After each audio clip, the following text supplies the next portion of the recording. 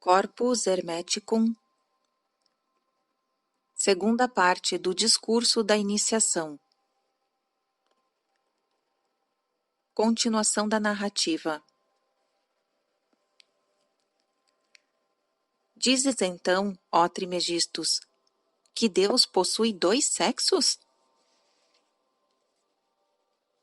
Sim, Asclépios, e não somente Deus, mas todos os seres animados e inanimados. Não é possível que nenhum dos seres que exista seja infecundo, pois caso se retire a fecundidade de todos os seres que existem no momento, as raças atuais não poderão durar para sempre.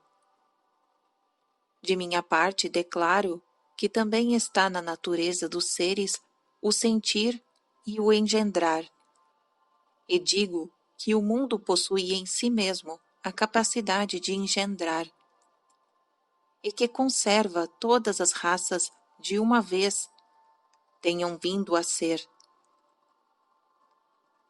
Porque um e outros sexos estão cheios de força procriadora, e a união destes dois sexos, ou melhor, sua unificação, que pode ser denominada corretamente Eros ou Vênus, ou as duas coisas ao mesmo tempo, é algo incompreensível para o entendimento. Grava, pois, em teu espírito como uma verdade mais certa e evidente que nenhuma, que este grande soberano de toda a natureza, Deus, inventou para todos os seres e concedeu a todos estes o mistério da reprodução eterna, com tudo o que traz consigo de afeto, felicidade, alegria, desejo e amor, dom de Deus. E este seria o lugar de dizer quanta força tem esse mistério para prender-nos. Se cada um de nós, examinando a si mesmo, não soubesse pelos seus sentimentos mais íntimos. Pois se consideras este momento supremo, em que, graças a um roçar continuado, chegamos ao resultado que as duas naturezas derramam uma na outra a sua semente, e que uma das duas se apopera avidamente para encerrá-la em si mesma, nesse ponto comprovas que por uma fusão das duas naturezas, a mulher adquire o vigor do varão, o varão se relaxa ou se abandona em um langor feminino. Por isto, o ato deste mistério, por muito doce e necessário que pareça, se realiza em segredo para que as zombarias do vulgo ignorante não fizessem corar a divindade, que se manifesta em uma e outra natureza nessa fusão dos sexos, particularmente quando se expõe aos olhos dos ímpios. Pois os homens piedosos não são numerosos, tão pouco numerosos que seria possível contá-los em todo o universo. Bem, se na grande maioria persiste a malícia, é porque carece de sabedoria e conhecimento do conjunto das coisas, pois é preciso ter compreendido o plano divino de acordo com o qual foi construído o universo para menosprezar os vícios de tudo o que é matéria e remediá-los. Porém, quando a ignorância e a imperícia se alargam, todos estes vícios, adquirindo cada vez mais força, ferem a alma com pecado incuráveis. E a alma, infectada e corrompida por eles, se encontra como que inchada por venenos, exceto naqueles que tenham encontrado o remédio soberano da ciência e do conhecimento. Isto posto, ainda que não tivesse que servir a outros homens, que não é estes, que representam um número reduzido, vale a pena prosseguir e concluir o tema que estamos tratando. Porque então Tão somente ao ser humano, a divindade dignou-se conceder o conhecimento à ciência que lhe pertencem. Escuta, pois, quando Deus, o Pai e o Senhor, criou, depois dos deuses, os humanos, combinando neles as proporções iguais, o elemento corruptível da natureza e o elemento divino, sucedeu que os vícios da matéria, uma vez mesclado com os corpos, se arraigaram nestes, bem como nos outros vícios, procedentes dos alimentos, e o alimento que nos vemos forçados a tomar como todo ser vivente, de onde se segue necessariamente que os desejos da concupiscência e todos os demais vícios da alma encontram lugar no coração humano. Enquanto que os deuses, que foram formados da parte mais pura da natureza, e não têm nenhuma necessidade da ajuda da razão e da ciência, embora a imortalidade e o vigor de uma juventude eterna lhes façam às vezes de sabedoria a ciência, para salvaguardar e unidade de seu plano, como ciência a inteligência, a fim de que não ficassem desprovidos desses bens. Deus, por um decreto eterno, constituiu para eles e prescreveu-lhe, em forma de lei e ordem da necessidade, enquanto distinguia o ser humano dentre todos os viventes e o reconhecia como seu pelo privilégio único da razão e da ciência, graças às quais a humanidade pode apartar e rechaçar para longe de si os vícios inerentes ao corpo e se dirigir à esperança da imortalidade e tender a ela. Em uma palavra, a fim de que o ser humano pudesse ser bom e capaz da imortalidade, Deus o compôs de duas naturezas, a divina e a mortal. E deste modo, a vontade divina decretou que o ser humano fosse melhor constituído que os deuses, que foram conformados exclusivamente da natureza imortal, que todo o resto dos mortais.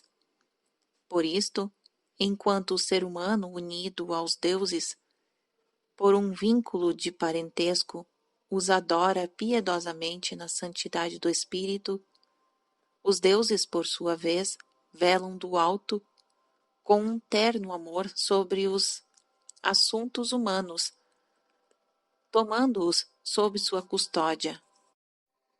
Porém, falo tão somente deste reduzido número que recebeu o dom de uma alma piedosa. Dos maus mais vale nada dizer, pois temo que, pensando neles, possa resultar maculada a sublime santidade deste raciocínio. E como foi anunciado o tema do parentesco e o consórcio que liga homens e deuses, convém, Asclépios, que conheças o poder e a força do homem. Do mesmo modo que o Senhor, ou Pai, ou para dar-lhe o seu nome mais alto, Deus, é o Criador dos deuses, do céu e também ser humano. É o autor dos deuses que residem nos templos e que encontram satisfação na vizinhança dos humanos. Não somente recebem a luz, como a dá por sua vez. Não somente avança para Deus, mas também cria deuses. Sentes admiração, ó Asclépios, ou te sentes sem fé, como a maioria? Sinto-me confuso, ó Trimegistus, porém me rendo gostosamente às tuas proposições e considero o ser humano infinitamente ditoso, pois conseguiu uma felicidade de tal índole. Certamente, merece que se o admire, ele, o maior de todos os seres. É uma crença universal que a raça dos deuses saiu da parte mais pura da natureza e que seus signos visíveis não são, por assim dizer, mais do que cabeças no lugar dos corpos inteiros. Por outro lado, as imagens dos deuses que o ser humano modela foram formadas das duas naturezas, da divina, que é mais pura e muito mais divina, e da que está abaixo do homem, isto é, da matéria que serviu para fabricá-las. Ademais, suas figuras não se limitam somente à cabeça, mas possuem um corpo inteiro com todos os membros. Assim, a humanidade, que sempre recorda sua natureza e sua origem, avança até nisto, a imitação da divindade. E assim como o Pai, o Senhor, dotou os deuses de eternidade para que fossem semelhantes a Ele, da mesma maneira que o ser humano modela os seus próprios deuses às semelhanças do seu rosto. Referes-te, ó Trimegistus, às estátuas? Sim, às estátuas, Asclépios. Vês como careces de fé? Trata-se de estátuas dotadas de uma alma, conscientes, cheias de sopro vital, e que realizam um único número incalculável de prodígios. Estátuas que conhecem o futuro e o predizem pelas sortes. A inspiração profética, os sonhos e muitos outros métodos que enviam aos homens as enfermidades e as curam, que concedem, segundo nossos méritos, a dor ou a fortuna. Desconheces, então, ó Asclépios, que o Egito é a cópia do céu? Ou, para melhor dizer, o lugar em que se transferem e projetam cá embaixo todas as operações que dirigem e põem em obra as suas forças celestes? Mais ainda, tem de se dizer toda a verdade. Nossa terra é o templo do mundo inteiro. E, no entanto, como os sábios, convém conhecer de antemão as coisas futuras. Há uma que é preciso que conheças. Virá um tempo em que parecerá que os egípcios honraram em vão a seus deuses. Na piedade de seu coração, através de um culto assíduo, toda a sua santa adoração fracassará por ineficaz, será privada de seu fruto.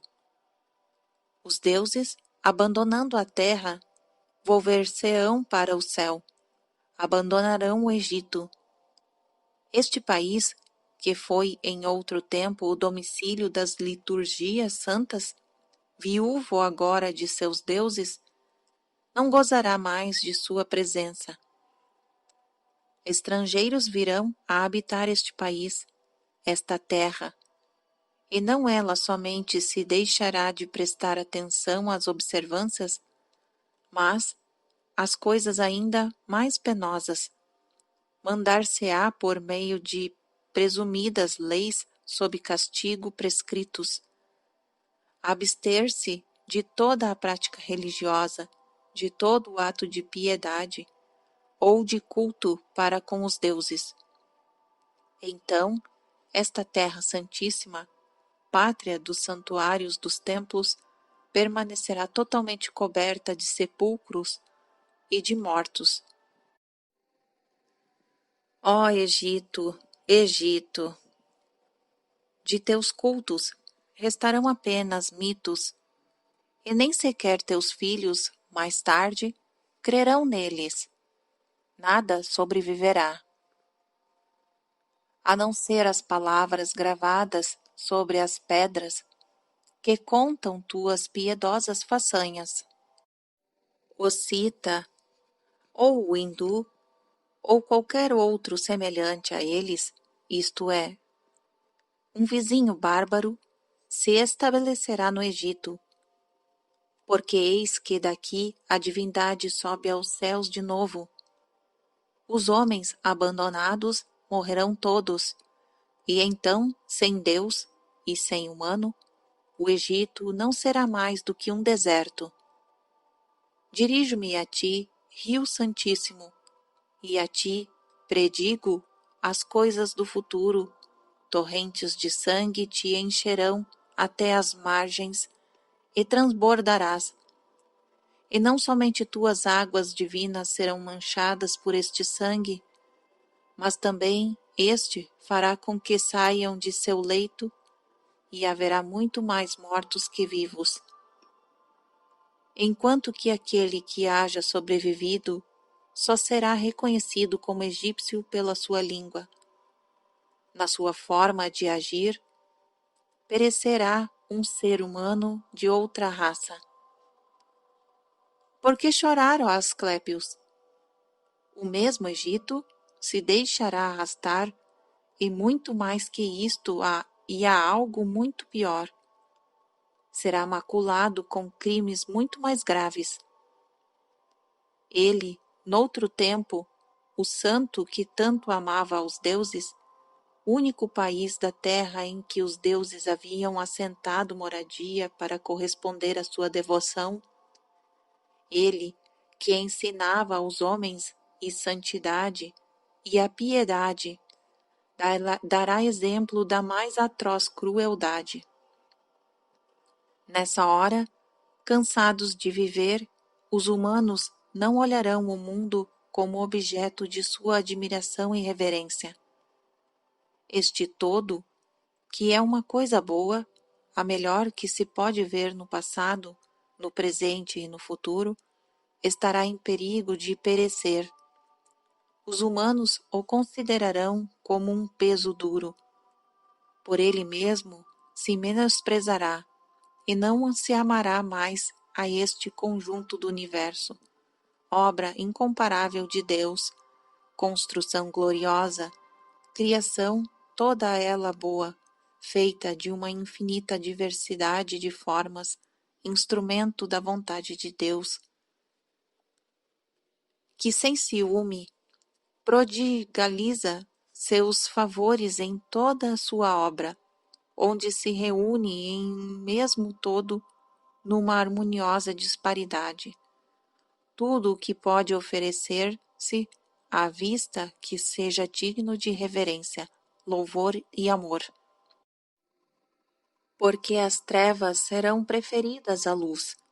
Se achará mais útil morrer que viver. Ninguém mais levantará seus olhos para o céu. O ser humano piedoso será olhado como um louco, o ímpio como um sábio. O louco frenético será olhado como um valente, o pior criminoso como um ser humano de bem.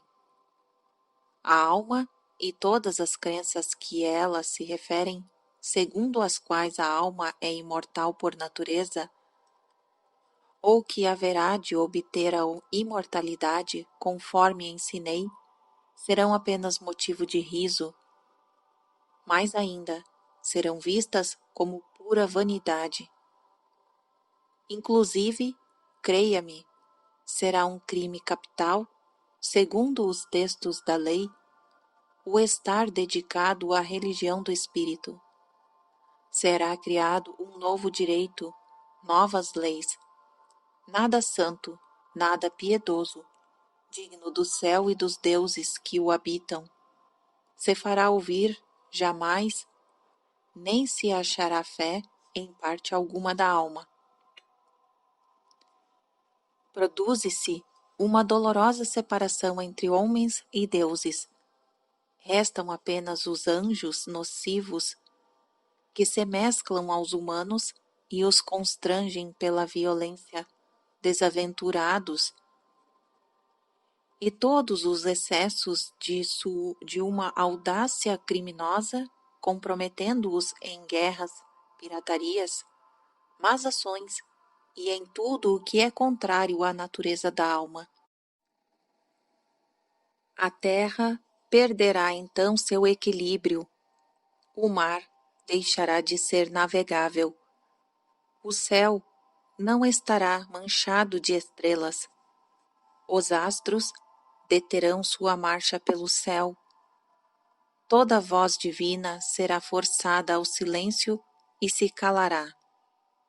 Os frutos da terra apodrecerão, o solo deixará de ser fértil, o próprio ar se entumecerá num lúgubre topor. Isto, pois, será a velhice do mundo, e religião, desordem, irracional confusão de todos os bens.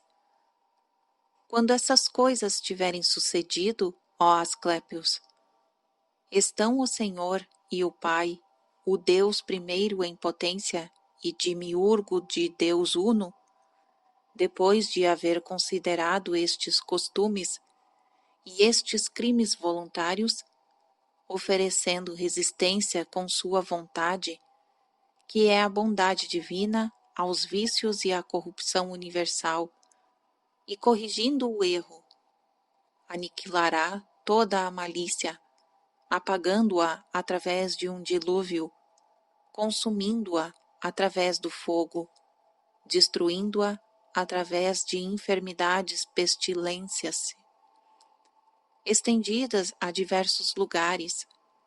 Logo conduzirá o mundo à sua beleza primeva, para que este mesmo mundo pareça novamente digno de reverência e admiração, e para que também Deus, Criador e Restaurador de uma obra tão grande, seja glorificado pelos homens que vivam, então, com contínuos hinos de louvor e bênção. Aqui se dará na realidade o nascimento do mundo, uma nova renovação das coisas boas, uma restauração santa e soleníssima da própria natureza, imposta pela força com o correr do tempo, porém, por vontade divina, que é aquilo que foi, sem começo nem fim. Pois a vontade de Deus não teve começo, é sempre a mesma, e o que é hoje segue sendo eternamente. Pois o conselho da vontade de Deus nada mais é que a sua essência. Este conselho é, pois, o bem supremo, ó Trimegistos? É o conselho, Asclépios, o que dá nascimento à vontade do mesmo modo que esta, por sua vez, faz nascer o próprio ato do querer. Pois o que possui as coisas nada quer ao acaso, mas quer tudo o que possui. Agora, bem, quer tudo o que é bom, e é tudo o que possui. Tudo o que propõe e quer é, pois, bom. Assim é Deus, e o mundo é sua imagem, obra de um Deus bom, e portanto bom. Bom, Trimegistos? Sim, bom, Asclépios, e vou demonstrar-te. Da mesma maneira que Deus dispensa e distribui a todos os indivíduos e gêneros que existem no mundo seus benefícios, isto é, o intelecto, a alma e a vida. Também o mundo produz e dá as coisas que os mortais consideram boas, isto é, a sucessão dos nascimentos no seu tempo, a formação, crescimento, a maturação dos frutos da terra e outros bens semelhantes. Estabelecido na maior altitude do céu supremo, Deus está em toda a parte e passeia seu olhar sobre as coisas, pois existe um lugar além do próprio céu, lugar sem estrelas, muito afastado das coisas corporais. O que dispensa a vida ao que chamamos de Júpiter ocupa o lugar intermediário entre o céu e a terra. A terra e o mar estão sob o poder de Júpiter Plutônio, e é o que nutre a todos os seus viventes mortais e aos que dão fruto. Assim, graças às virtudes ativas de todos estes deuses, os produtos do solo, as árvores e a própria terra devem subsistir.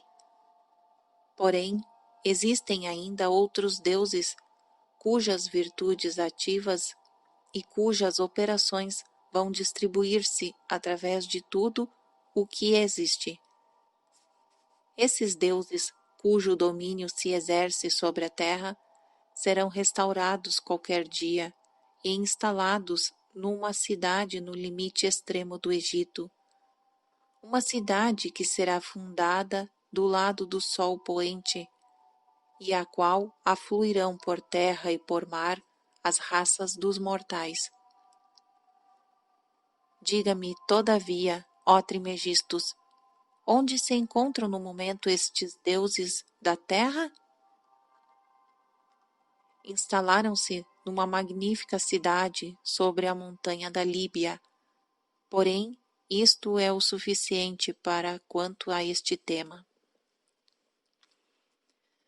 Precisa tratar agora do mortal e do imortal, porque a espera e o temor da morte são um suplício para a maior parte dos homens que ignoram a verdadeira doutrina. A morte é o resultado da dissolução do corpo gasto pelo trabalho, uma vez cumprido o número de anos durante o qual os membros do corpo se mantêm ajustados para perfazer um todo único instrumento bem disposto para as funções da vida. O corpo morre quando deixa de ter força para suportar as cargas da vida humana. A morte é isto: dissolução do corpo e a desaparição da sensibilidade corporal. E é desnecessário inquietar-se por isso. Porém, existe um outro motivo de inquietude, este necessário, que os homens menosprezam, porque o ignoram ou porque não creem nele. Que é isto, ó Trimegistus, que os homens ignoram ou cuja possibilidade põe em dúvida? Escuta, pois, Asclépios. Assim que a alma tenha se retirado do corpo, passará ao domínio do Daimon Supremo, que a submeterá a juízo a fim de avaliar seus méritos. Se uma vez examinada a fundo, este comprova que ela sempre se mostrou piedosa e justa, a autoriza a estabelecer-se namorada que lhe corresponde. Contrariamente, se a vê manchada das impurezas do pecado e suja pelos vícios, precipita-a às profundezas, abandonando-a às tormentas e aos turbilhões que os ares enfrentam sem cessar. E também o fogo e a água, a fim de que, por castigo eterno, seja sacudida e arrastada em sentidos contrários pelas vagas sucessivas da matéria, entre a terra e o céu. Mais ainda, a própria eternidade da alma não faz mais que daná-la, pois se encontra condenada a um suplício eterno em virtude de uma sentença que não tem fim. Saiba, pois, que temos de temer, assustarmo-nos e evitar chegar a ser presas de uma tal sorte, pois os incrédulos, depois de terem pecado, ver-se-ão forçados a crer, não pelas palavras, mas pelos fatos, não pelas ameaças, mas pelo próprio sofrimento do castigo. Então, ó Trimegistus, Não é apenas a lei humana que castiga os pecados dos humanos? Em primeiro lugar, Asclépios, todo o que é terrestre é mortal, e também o são os seres que estão dotados de vida segundo a condição corpórea, e que por isso mesmo deixam de viver nessa condição. Todos estes seres, pois, ao estarem submetidos a castigos proporcionados pelo que sua vida e suas faltas merecem, são castigados depois da morte, com penas tanto mais severas quanto as suas faltas, durante a vida, puderam ser mantidas ocultas, porque a divindade conhece nossas ações, de forma que os castigos corresponderão exatamente à qualidade das faltas. Quais são os que merecem as maiores penas, ó Trimegistos? São aqueles que, tendo sido condenados pelas leis humanas, perecem de morte violenta, de forma que perecem ter entregado a vida não como uma dívida paga à natureza, mas o preço de seus crimes. O ser humano justo, contrariamente, encontra sua defesa no culto de Deus e na piedade mais elevada, porque Deus protege tais homens contra toda espécie de mal.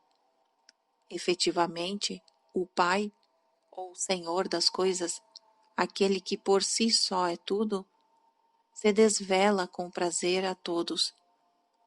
Não se dá a conhecer como algo situado num lugar, nem dotado de uma determinada qualidade ou magnitude, apenas ilumina o ser humano, como com esse conhecimento que pertencem apenas ao intelecto. E então o ser humano, depois de ter expulsado da alma das trevas do erro e haver adquirido a luz da verdade, se une com todo o seu intelecto à inteligência divina, cujo amor o libertou desta parte de sua natureza, pela qual é mortal, e o fez conceber uma firme esperança na imortalidade futura. Esta distância que haverá entre bons e maus, todo ser humano bom é iluminado pela piedade, pela religião, sabedoria, o culto e a adoração de Deus, penetra como se o fizesse com os olhos a verdadeira razão das coisas, firmemente seguro de sua fé, supera aos demais humanos quanto ao sol supera em luminosidade aos outros astros do céu. Ademais, o mesmo sol, se ilumina o resto das estrelas, não é tanto pela potência de sua luz como pela sua divindade e santidade. E é a ele que em verdade deves considerar como o segundo Deus, que governa as coisas, que difunde sua luz sobre os viventes da terra, os que possuem uma alma e os que não a têm. Bem, se o mundo é um vivente, que sempre está em vida, no passado, no presente e no futuro, nada no mundo pode morrer. Como cada uma das partes do mundo está sempre em vida, tal qual é o segundo seu próprio ser, como por outro lado se encontra no mundo que é sempre uno e que é vivente, há um vivente sempre em vida. Não permanece no mundo um lugar para a morte. É preciso, portanto, que o mundo esteja repleto infinamente de vida e de eternidade, posto que deve sempre necessariamente viver. O Sol, por conseguinte, posto que o mundo é eterno, governa também eternamente as coisas capazes de viver, isto é, a vitalidade inteira que distribui através de uma contínua doação. Deus governa, pois, eternamente as coisas viventes, isto é, capazes de viver, que existem no mundo e dispensa eternamente a vida. Bem, dispensou-a em verdade. De uma vez por todas, a vida é conferida às coisas que são capazes de viver por uma lei eterna, da maneira que vou dizer. O mundo se move na própria vida da eternidade, e seu lugar está nesta eternidade própria da vida. Por esta razão, o mundo nunca encontrará repouso, nem jamais destruído, posto que esta eternidade de vida o protege como com um muro fortificado, e por assim dizer o encerra. Este mundo mesmo, por seu lado, dispensa a vida e todos os seres que contém, e é o locus de todos os seres submetidos ao governo divino sob o sol. O movimento do mundo é resultado de uma operação dupla. Por um lado, o mundo é vivificado a partir do exterior pela eternidade. Por outro lado, vivifica a todos os seres que contém, diversificando as coisas, segundo os números e tempo estabelecidos e determinados, graças à ação do Sol e ao curso dos astros, sendo prescrito o ciclo regular do tempo por uma lei divina. O tempo da Terra se dá a conhecer pelo estado da atmosfera, pela sucessão das estações quentes e frias, e o tempo do céu pelo retorno dos astros à sua posição primeira no transcurso de sua revolução periódica. O mundo é o receptáculo do tempo, e o curso e o movimento do tempo são os nutridores da vida do mundo. O tempo se mantém segundo uma norma fixa, e esta ordem do tempo é o que produz a renovação das coisas do mundo, mediante do retorno alternado das estações. E como as coisas estão submetidas a estas leis, não há nada estável, nada fixo, nada imóvel no que vem a ser, no céu ou sobre a terra. Somente Deus possui estas qualidades e com razão, porque é por si, está concentrado inteiramente em si mesmo, pleno e perfeito. É por si mesmo a estabilidade imóvel e nenhuma influência procedente do exterior pode movê-lo para fora de seu lugar, porque as coisas em sua totalidade estão nele, e ele está nas coisas, apenas ele, a não ser que alguém se atreva a dizer que ele tem um movimento na eternidade. Porém, pelo contrário, é melhor dizer que a eternidade é também imóvel, já que o movimento de todos os tempos volve a ela e nela nasce o movimento de todos os tempos. Deus, pois, sempre esteve em repouso e bem como a eternidade da mesma forma que Deus permanece imóvel, encerrado dentro de si, antes de nascer, este mundo que com razão chamamos mundo sensível. Deste Deus, o mundo sensível foi feito imagem, posto que o mundo imita a eternidade. Pois o tempo, por muitos, que sempre esteja em movimento, possui uma força e a natureza da estabilidade sob uma modalidade que lhe é própria, em virtude desta própria necessidade que o força a voltar a seu princípio. Por isto, ainda que a eternidade seja estável, imóvel e fixa, supondo que o curso do tempo que é móvel sempre é devolvido à eternidade e supondo que esse movimento, segundo a própria lei do tempo, é uma revolução cíclica, segue-se que a própria eternidade, que, tomada independentemente e imóvel, parece por sua vez estar em movimento devido ao tempo, pois ela mesma entra no tempo, neste tempo em que encontra lugar todo o movimento, de modo que deduz que a estabilidade da eternidade comporta movimento e a mobilidade do tempo se torna estável graças à imutabilidade da lei que rege seu curso, pois o movimento de sua estabilidade é imóvel devido à sua magnitude, porque a lei da imensidade implica a imobilidade.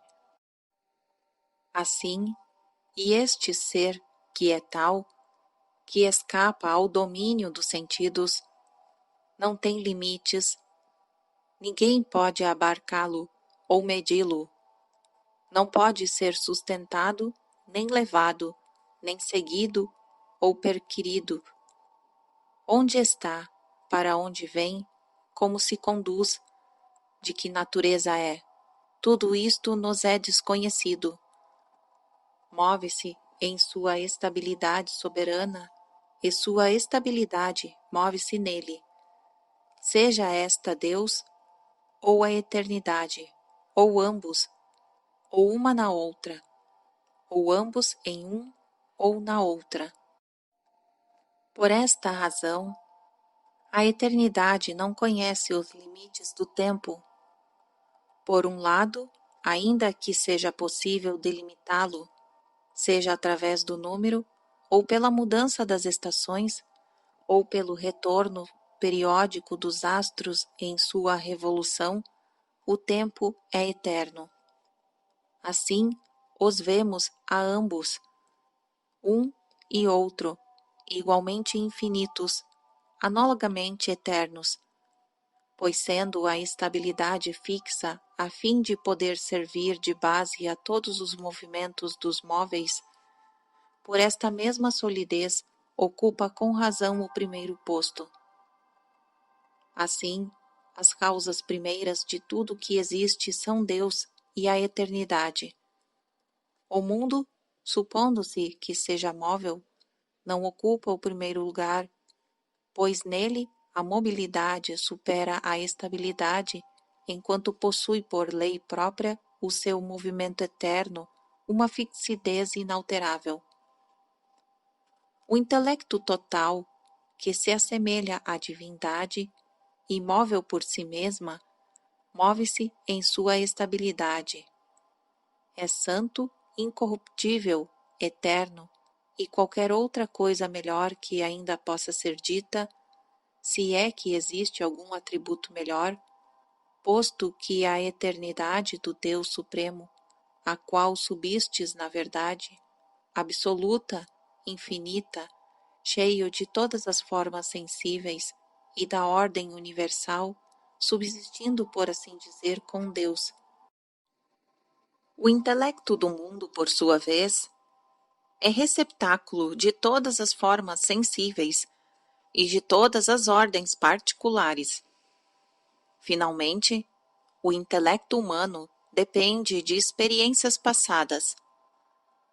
A divindade do intelecto se detém em sua descida no animal humano, pois o Deus Supremo não quis que o intelecto divino fosse mesclar-se com todas as espécies viventes, por medo de ter que lamentar-se desta mescla com os viventes inferiores. O conhecimento que se pode adquirir do intelecto humano, de seu caráter, de seu poder, consiste inteiramente na lembrança dos acontecimentos passados, pois graças a esta tenacidade da memória, o ser humano foi capaz de governar também ele a terra. A inteligência da natureza e o caráter do intelecto do mundo podem ser vistos a fundo mediante a observação de todas as formas sensíveis que existem no mundo. O intelecto da eternidade está em segundo lugar. Se dá a conhecer e seu caráter pode ser discernido pela observação do mundo sensível.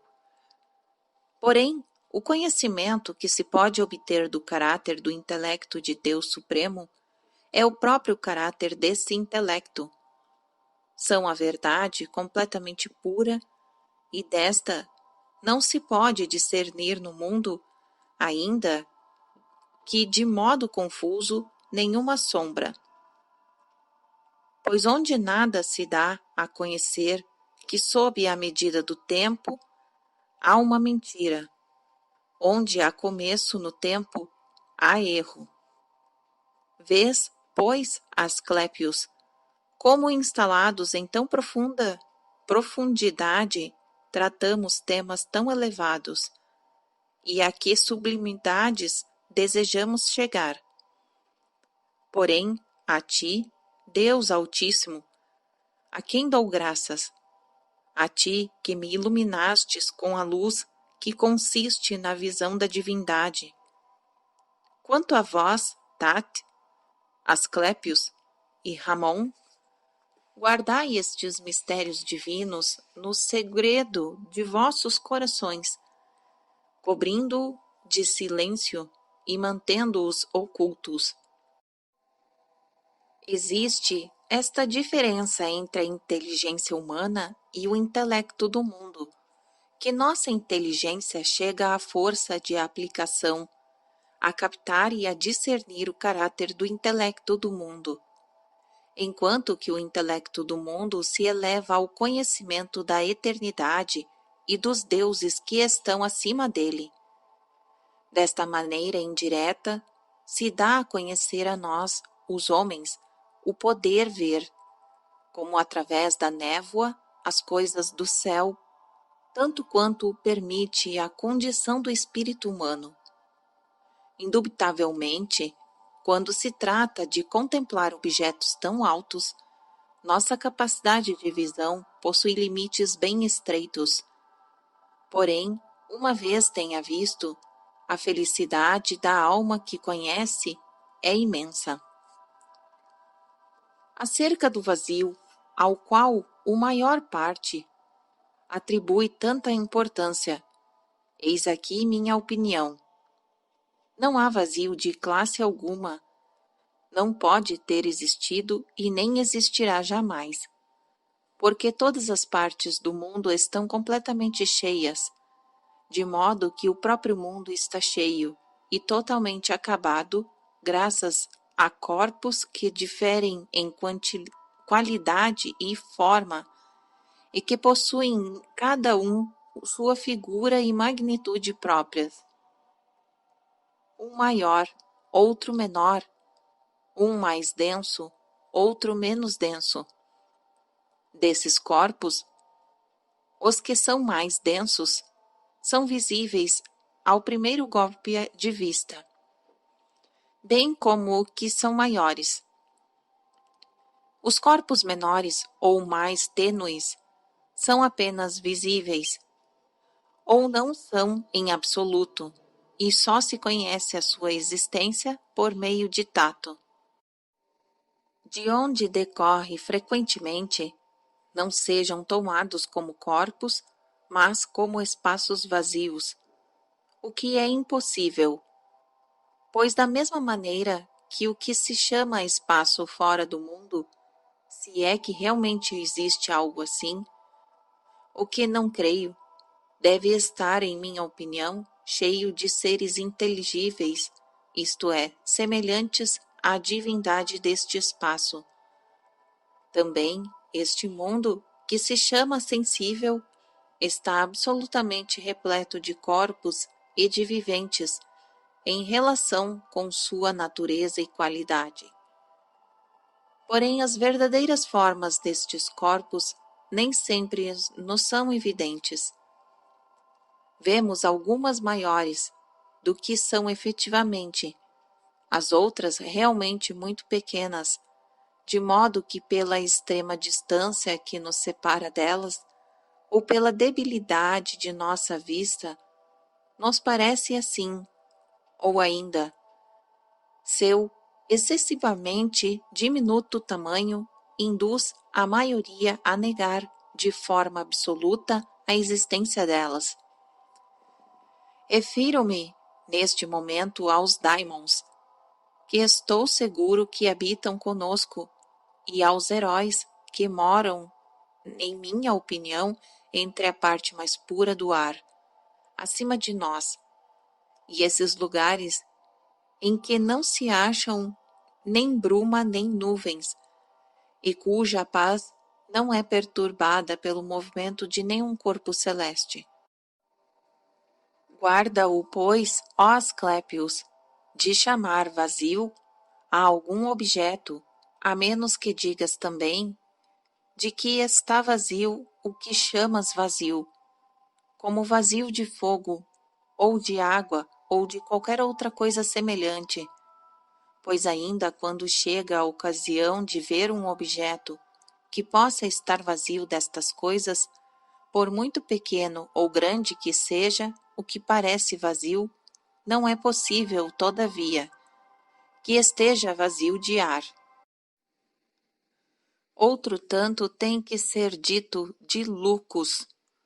Esta palavra absolutamente desprovida de sentido se a tomarmos absolutamente.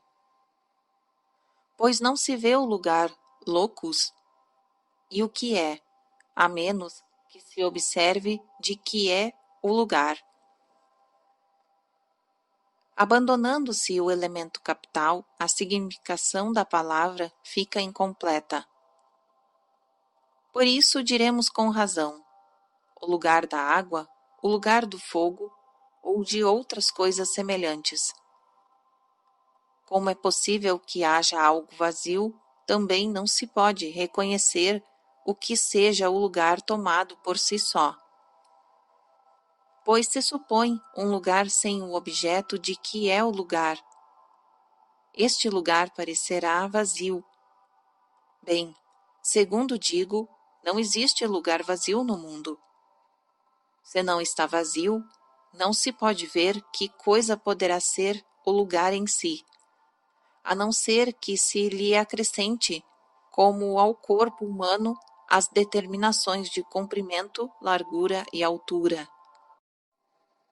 Nessas condições, ó Asclépios, e vós que estáis presentes, sabei que o mundo inteligível, isto é, o que não é percebido, a não ser pelos olhos da inteligência, é incorpóreo, e que nada corporal pode mesclar-se à sua natureza, nada que possa ser definido pela qualidade, pela quantidade ou pelo número.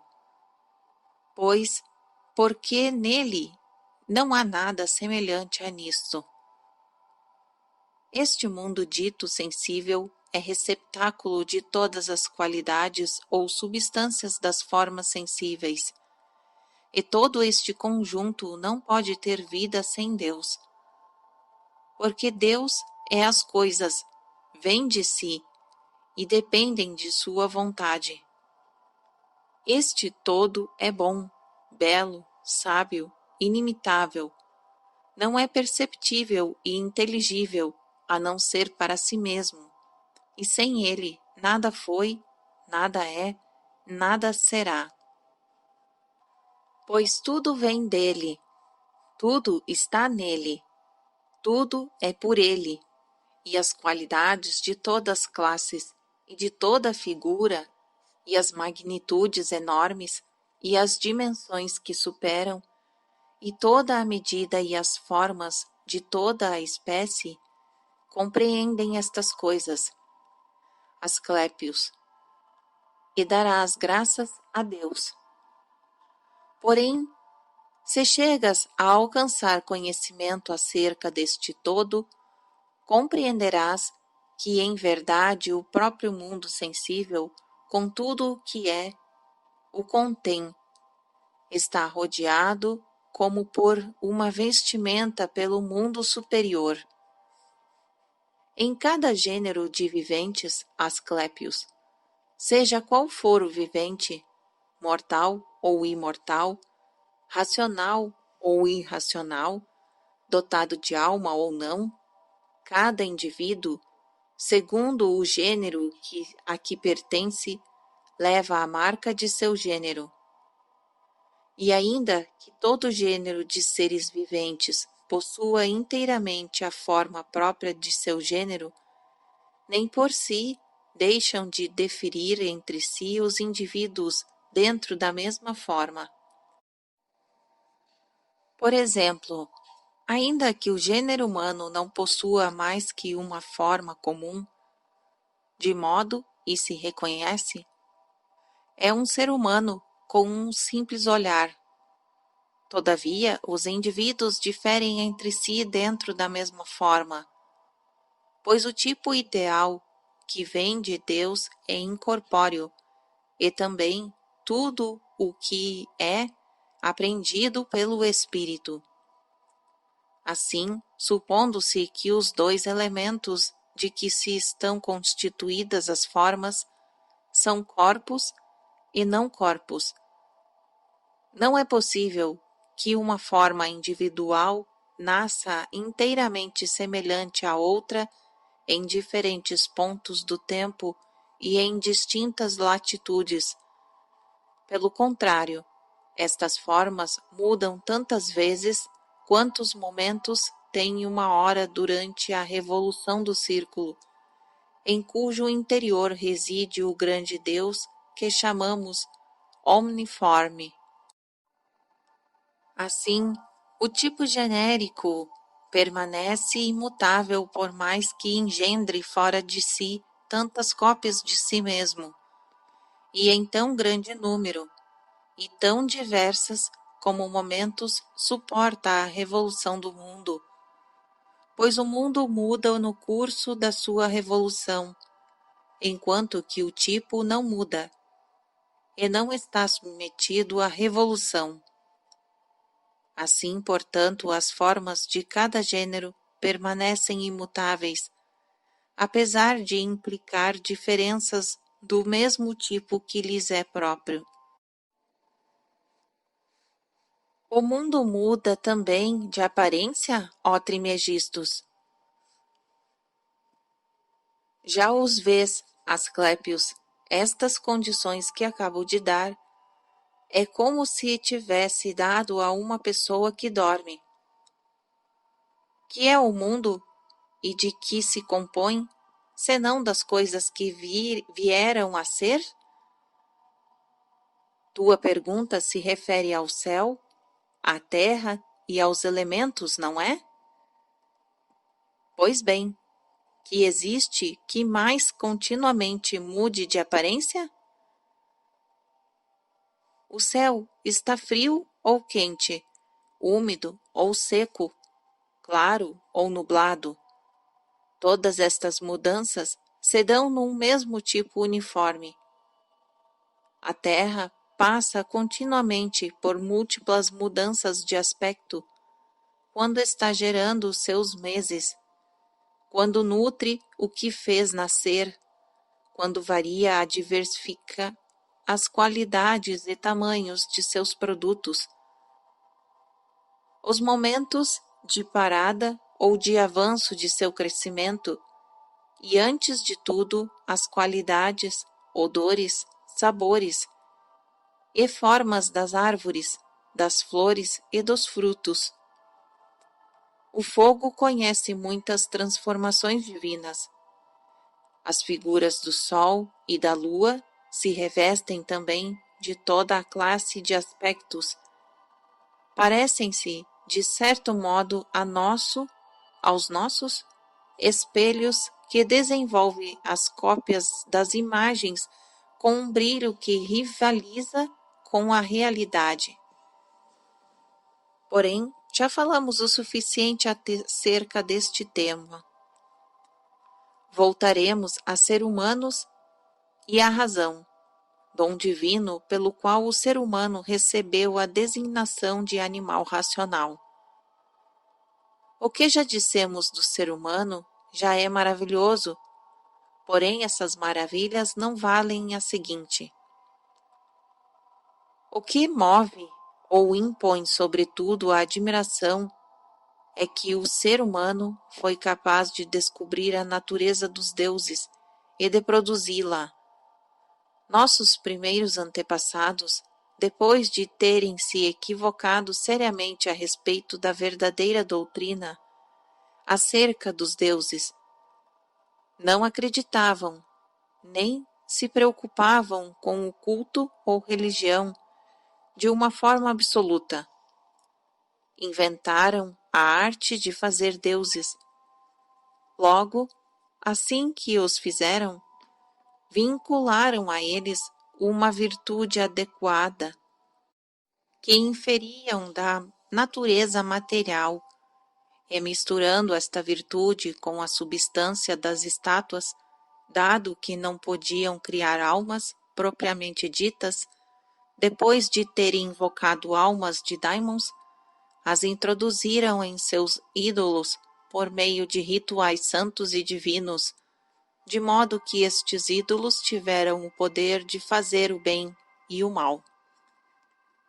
Este é o caso, ó Asclépios, de teu avô, o primeiro inventor da arte de curar, e quem se dedicou sobre este monte da Líbia, perto do rio dos crocodilos, um templo em que jaz o que nele foi o ser humano terrestre, isto é, o corpo, pois o resto, ou melhor, o todo dele, se é verdade o que todo de ser humano consiste, no que possui um sentido da vida, regressou feliz ao céu, e que todavia na sua atualidade, em virtude de seu poder divino, dá aos homens em suas enfermidades todas as classes de remédios que lhes dava já em outro tempo por meio do exercício de sua arte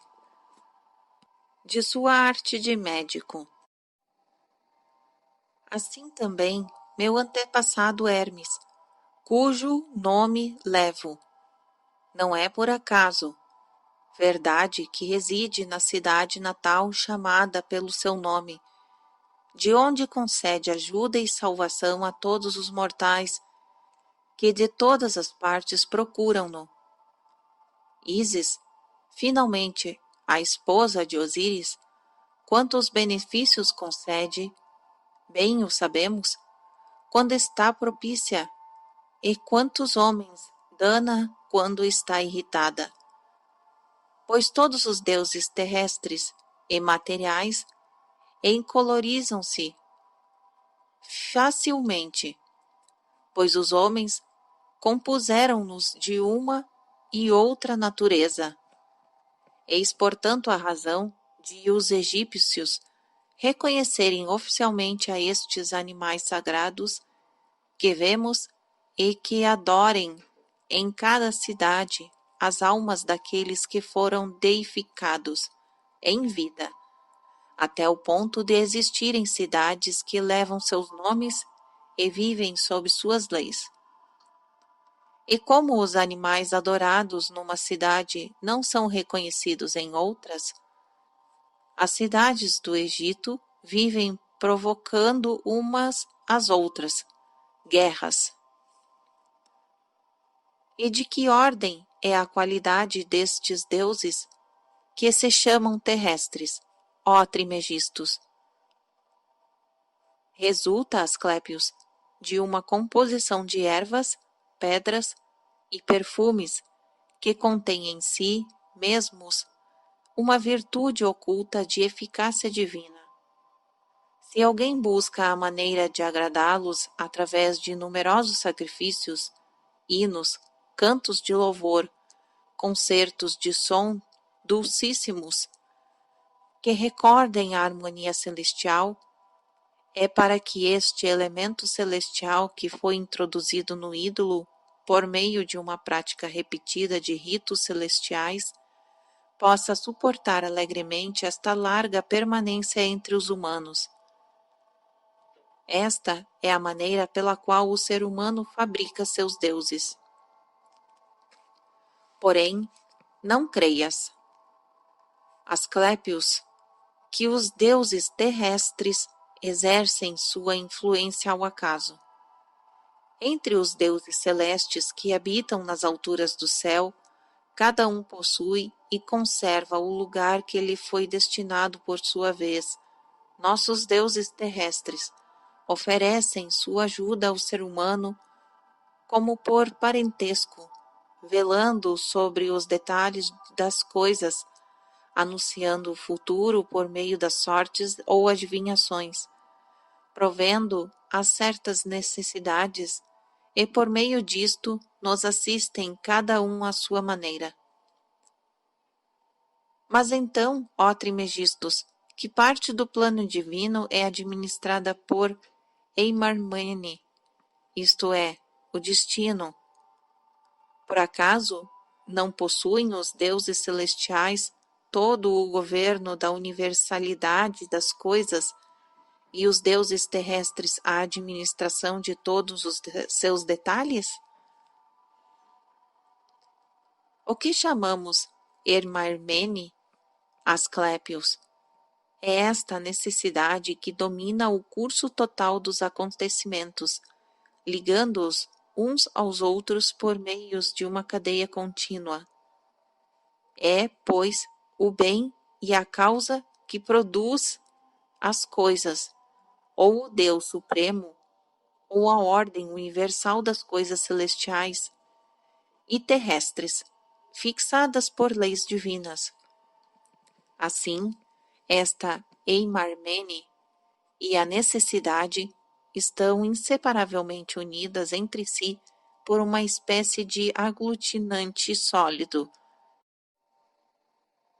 E Eimarmene se acha em primeiro lugar, gerando o começo das coisas, enquanto que a necessidade faz com que cheguem, por força e seu efeito. Essas coisas que começaram a ser, graças à ação da Ermarmene. Uma e outra têm como consequência a ordem, isto é, a contextura e a sucessão temporal de tudo o que deve realizar-se. Nada com efeito escapa a disposições da ordem, e esta bela ordenação se cumpre nas coisas, pois o próximo mundo chegue à ordem em seu movimento, mais ainda, não se mantém em sua totalidade se não receber o concurso da ordem. Portanto, estes três princípios, o Emarmene, a necessidade e a ordem, ocupam o mais alto grau nas criações da vontade divina que governa o mundo por meio de sua lei, segundo seus divinos desígnios. Por isso, Deus deixou-lhe toda a vontade de obrar, ou não obrar, sem que nunca sejam perturbados pela cólera, sem que o favoritismo os persuada.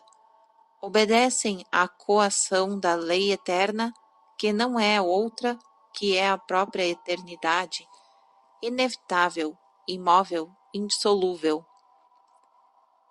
Em primeiro lugar, pois, está a Emarmene, que tendo deitado, por assim dizer, a semente, faz com que se produza uma após a outra toda a série de coisas futuras. Seguem-se a necessidade, que é a força que obriga as coisas a chegar a seu término efetivo. E a terceira é a ordem, a qual mantém a conexão de todos os acontecimentos que foram determinados pela Emarmene. A necessidade é,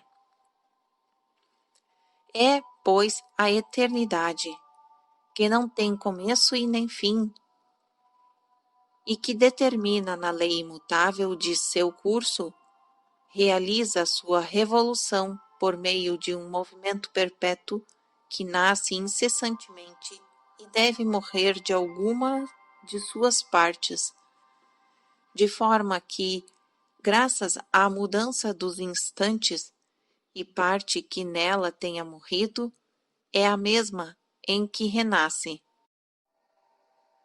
Tal é com efeito o movimento circular, princípio de rotação, que tudo nele está tão bem ligado que já não se sabe onde começa a rotação, se é que começa. Porque os pontos parecem preceder-se, é seguir-se. Todavia, há um mundo, acidente e acaso, mesclados como estão, e tudo o que procede da matéria. Falei de cada uma das coisas na medida que pude, segundo minhas humanas forças, e na medida que a divindade o quis e permitiu. Resta-nos apenas bendizer a Deus em nossas preces e voltar ao cuidado do corpo. Nossas almas tiveram, se podemos assim falar, sua plena razão no decorrer desta conversação acerca das coisas divinas. Tendo saído então do fundo do santuário, puseram-se a adorar a Deus, olhando para o sul. Pois quando alguém quer dirigir-se a Deus, ao pôr do sol, é para ali que deves olhar. Do mesmo modo que ao nascer do sol, deves olhar para o leste. E começavam já a pronunciar a fórmula quando Asclépios disse em voz baixa: Ó Tat, queres que proponhamos a teu pai que faça acompanhar nossas preces com um incenso a perfumes? Porém, Trimegistus ouviu e, muito comovido, o atalhou. Silêncio, silêncio, Asclépios! É uma espécie de sacrilégio quando se faz a oração a Deus queimar incenso e tudo o mais. Pois nada falta a ele, que é as coisas e em quem são as coisas. De nossa parte, pois, adoremo-te por meio de ações de graças. Este é, em verdade, o mais belo incenso que se pode oferecer a Deus, a ação de graças dos mortais. Damo-te graças, Altíssimo, que ultrapassas infinitamente as coisas. Pois, por teu favor, obtivemos esta luz tão grande que permite conhecer-te. Nome santo e digno de reverência. Nome único pelo qual Deus somente deve ser bendito segundo a religião de nossos maiores. Posto que dignas outorgar a todos os seres teu afeto paternal, teus cuidados solícitos, teu amor e tudo aquilo que pode existir de virtude benfeitora, mais doce ainda, fazendo-nos dom do intelecto, da razão e do conhecimento. Do intelecto para que possamos conhecer-te, e da razão para que por meio de nossas intuições alcancemos o fim de nossas investigações, do conhecimento para que, conhecendo-te, gozemos. Regozijamo-nos, pois salvo por teu poder, de que hajas manifestado a nós inteiramente. Regozijamo-nos de que ainda, encontrando-nos nesta carne, tenhas dignado consagrar-nos à eternidade. O único meio que o ser humano possui de te dar graças e conhecer tua majestade. Nós te conhecemos, a ti e a esta luz imensa que somente o Espírito capta.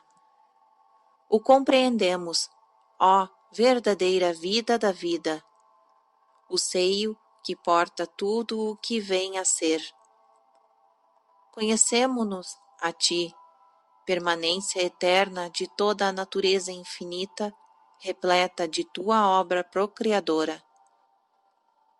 Nesta prece, em que adoramos o bem de tua bondade, Pedimos apenas uma coisa: fazei com que nos conservemo-nos perseverantes no amor de teu conhecimento e que não nos afastemos nunca deste gênero de vida. Com estes desejos, fomos ceiar uma ceia pura que não foi manchada por nenhum alimento que tivesse tido vida. Agora vem um subtítulo chamado Rota da Imortalidade. Providência e alma sejam-me favoráveis, a mim que escrevo estes mistérios que me foram transmitidos. Só peço a imortalidade para meu filho, mestre desta poderosa arte que praticamos e que o poderoso e grande Deus Hélio Mitra ordenou que me fosse comunicada por seu daimon, a fim de que apenas eu, em minha peregrinação, alcance os céus e contemple todas as coisas.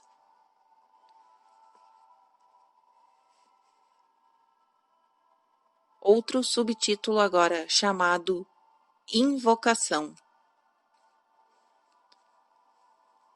Geração primeira de minha geração, princípio primeiro de meu princípio, sopro do sopro em meu sopro primeiro, fogo que dentre as misturas que existem em mim, foi dado por Deus para minha mistura, fogo em meu fogo primeiro, água, da minha água primeira, substância terrosa que está em mim, corpo perfeito de mim, trabalhado por um braço glorioso e por mão imortal no mundo sombrio e luminoso, no animado e no inanimado. Se quiserdes transmitir-me e comunicar o nascimento da imortalidade, a mim que ainda estou na condição natural, eu poderia, após a violenta contrariedade da eminente fatalidade, contemplar o princípio imortal, graças ao sopro imortal, à água imortal, ao ar sólido, poderia ser regenerado em espírito, e que sopra em mim o fogo sagrado. Poderia admirar o fogo sagrado, poderia ser o abismo do Oriente, a água terrível, e que me ouça o éter, que dá a vida e que se propaga em torno das coisas, pois devo contemplar hoje, com meus olhos imortais, nascidos mortal, de matriz mortal, mas exaltado por uma força poderosa e por uma destra imperecível, graças ao sopro imortal. Imortal Aion, o soberano dos diademas de fogo, santamente sacrificado pelas purificações santas, enquanto um pouco de minha natureza humana, por um pouco de tempo, foge de mim, e que novamente terei, não diminuída, após a prova dolorosa da iminente fatalidade, eu, diga o seu nome, filho de, diga o nome de seus pais, segundo o decreto imutável de Deus, já que não me é possível, nasci mortal, elevar-me com os raios de ouro da claridade inextinguível, fica tranquila. Natureza perecível dos mortais, e toma-me no campo, são e salvo, após a prova da impiedosa fatalidade, pois eu sou o filho. Tira dos raios o sopro, ao aspirar com toda a força, verás que te tornarás leve e que ascenderás no espaço de modo que ficarás no ar. nada ouvirás, nem ser humano, nem animal. Porém, muito menos verás. Nessa hora, as coisas mortais da terra, só verás a imortalidade. Pois verás a posição divina dos astros deste dia e da hora, os deuses que presidem a esse dia, uns subindo aos céus, outros descendo. A viagem dos deuses visíveis através do disco solar, que será manifesta ao mesmo quanto ao que se chama a flauta, de onde sai o vento, que está em movimento. Pois verás suspensa no disco como que uma flauta dirigida para o lado oeste, no infinito com o vento do leste. Se a direção assinalada for o leste, neste caso o vento oposto possivelmente se dirigirá para esta região. Verás o movimento giratório da imagem. Os deuses te fixarão e te hostilizarão. Nesse momento, coloca imediatamente o teu dedo indicador sobre os lábios e diz: silêncio, silêncio. Símbolo do Deus vivo e imortal. Protege-me, silêncio. Em seguida, dá 2 longos assobios. Depois estala a língua e diz: tu que lanças teus raios de esplendor, Deus da luz. E então verás os deuses olharem benevolentemente, não mais investirão um a um. Cada deus voltará ao seu lugar onde deves agir. Quando por fim vires o que o mundo de lá de cima se fecha em círculos, que nenhum dos deuses nem dos daimons está contra ti, prepara-te para ouvir a formidável roncar do trovão que te deixará estupefato. Então diz: silêncio, silêncio, sou um astro que leva consigo seu rumo, se bem que provenha das profundidades. Dá 2 assobios, estala a língua 2 vezes e verás imediatamente os astros deslocarem-se do disco e virem até ti, grandes como a palma da mão. Haverá muitos deles e encherão o ar à tua volta. Dize: silêncio, silêncio.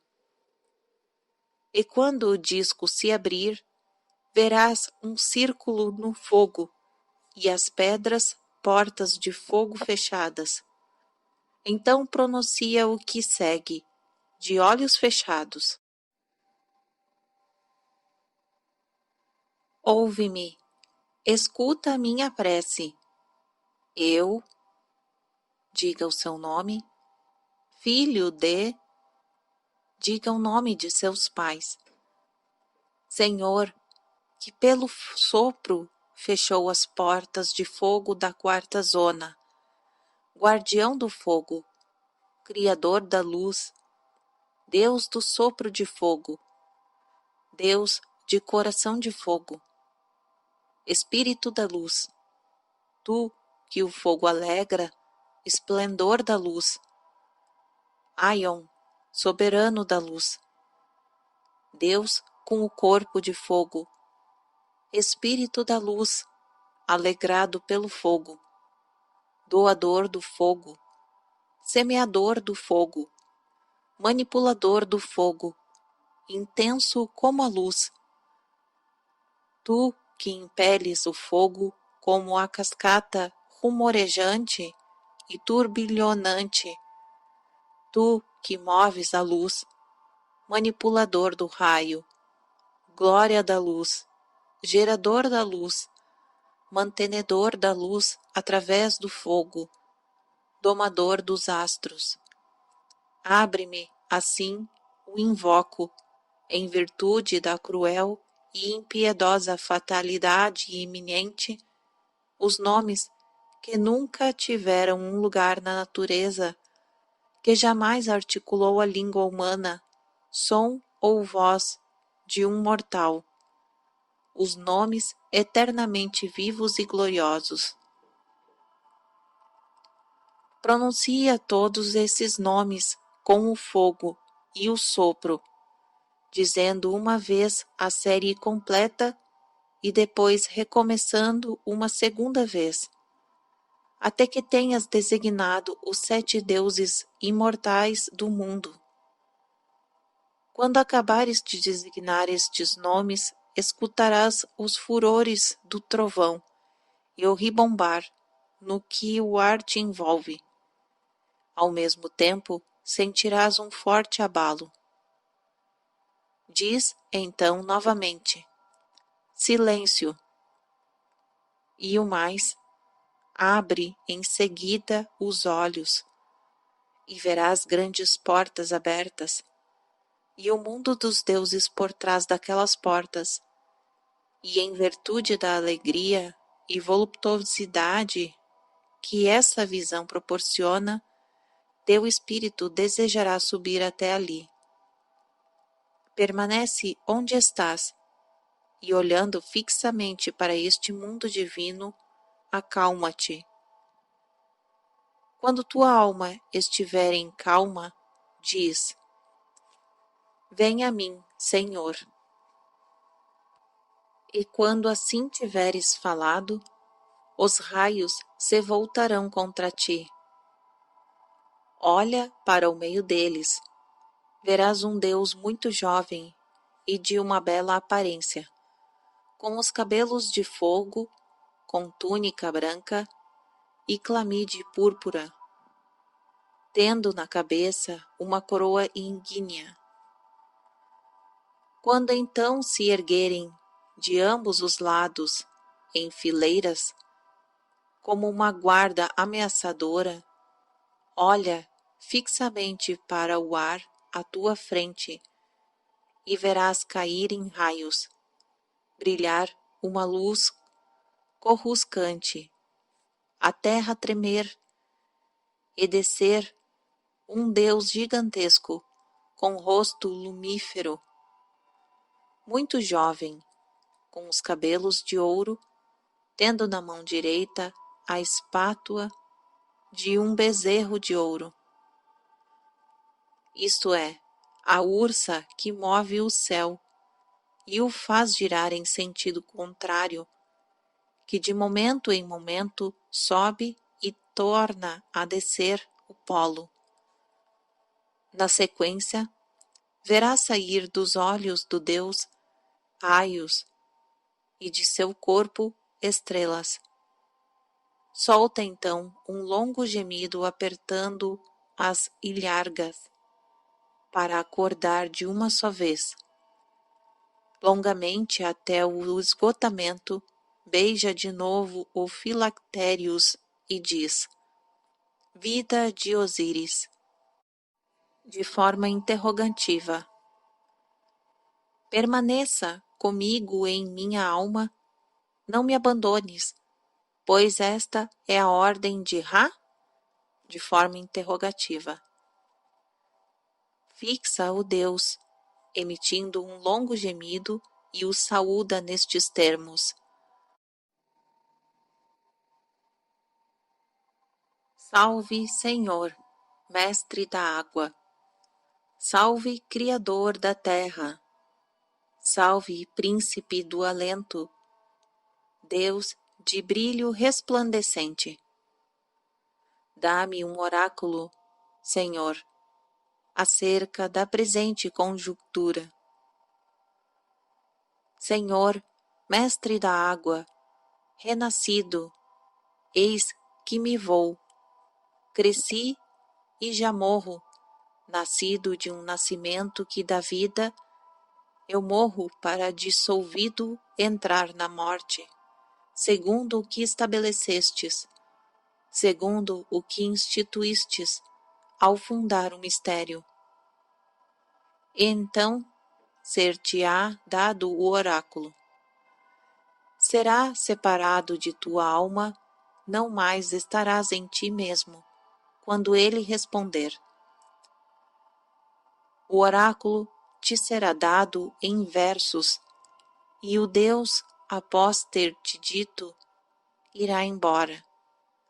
E tu permanecerás em silêncio, pois compreenderás tudo por ti mesmo. E então reterás na íntegra as palavras do grande Deus, mesmo que o oráculo contenha 1000 versos.